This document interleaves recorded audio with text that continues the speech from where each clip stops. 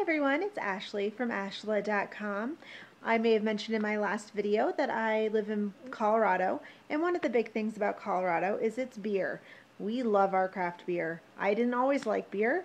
As a matter of fact, my freshman year of college I abused Natty Light and Milwaukee's Beast, and I thought that was what the best beer had to offer. And then I moved to Colorado 3.5 years ago and discovered craft beer. And luckily, I have a friend who is into home brewing, and he decided to teach me how to brew beer this weekend. So I am keeping this introduction real short because this video is pretty long, but I hope you enjoy. This is how I spent my Saturday learning how to make beer. Happy VEDA, everyone.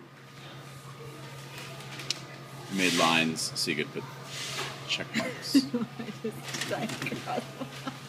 I guess you did. Activated the yeast.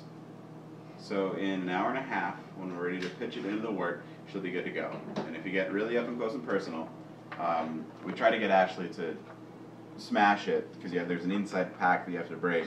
She tried a lot, valiantly. Couldn't quite do it. We got it for her. You get up close and personal. I don't know if the phone speaker will be enough, but you can hear a little fizzing inside. Probably not. That probably looks really funny. But yeah, so yeast is active, water's heating up, we're ready to steep some grains. We'll make some beer here in a little bit. So I'm going to interrupt here and just let you know, so we're at home now. We have put the couple of different types of grains in these sacks as well as this flaked oats, and it's all boiling in hot water. I would show you that, but I really suck at taking video and pouring and doing everything else at the same time, so I will save you that painful journey, and we'll skip ahead to the next part besides that. I like beer. You know that. What is this? What is this? We're pouring the liquid malt extract, which technically makes this an extract brew. We're pouring our liquid malt extract, a wheat liquid malt extract, into our wort. What is a wort?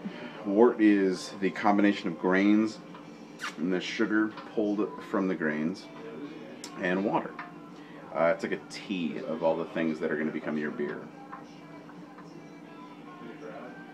I'm going to borrow the spoon from you in a second to scoop the rest of this out. You did a fantastic job of stirring all that in.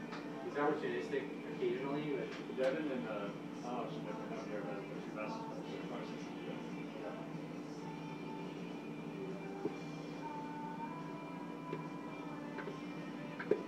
And what will this do to the beer? This is pretty much pure sugar. Do you want to try some? No thanks. Dip your finger in. It tastes like molasses, really. It's kind of like a light molasses. Yeah. And this is just the extra sugar. So when we steep the grains, that pulls the sugar out of the grains. And now what we're doing is putting in like a more straight sugar, so we don't have to do much with this. We don't have to actually go through like the full mash process to get the sugars out of the grains. This is pre-done for us. So we're in. It's good. I'm going to set that down. We're going to move it back over, and you get to stir again.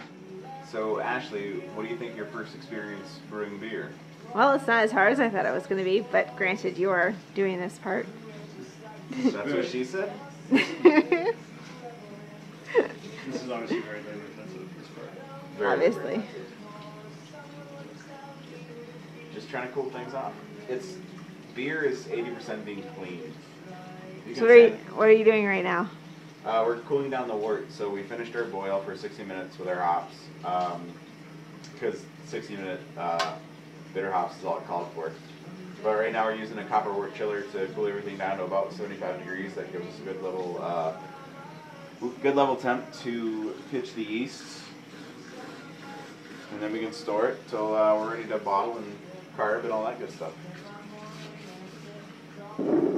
Relax, have a home brew.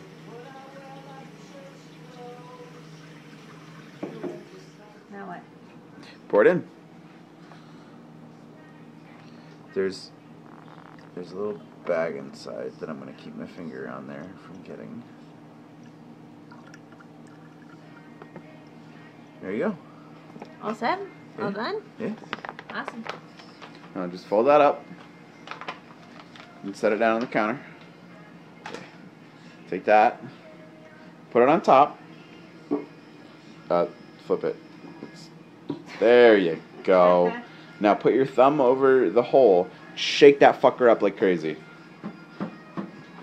Oh, that's a crazy dance party. Ain't no party like an Ashley Bennett's party.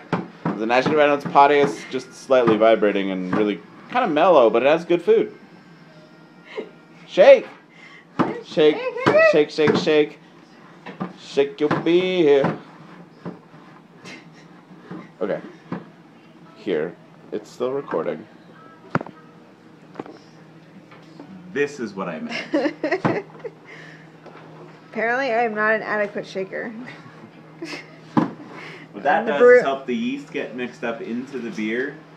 So if the yeast is easily separated, it will help the fermentation. Now we'll set our airlock. Oh, that's hot. Wow.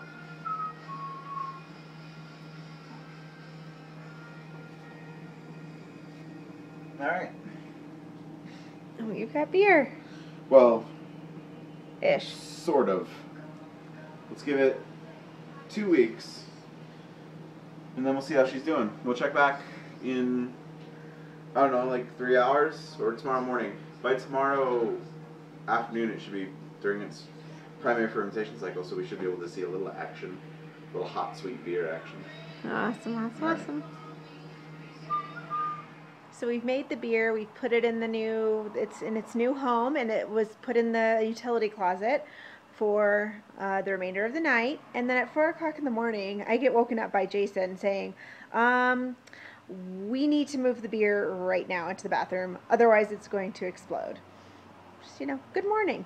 So that was the whole beer process. I hope everyone is enjoying VEDA so far, and I'll see you next time.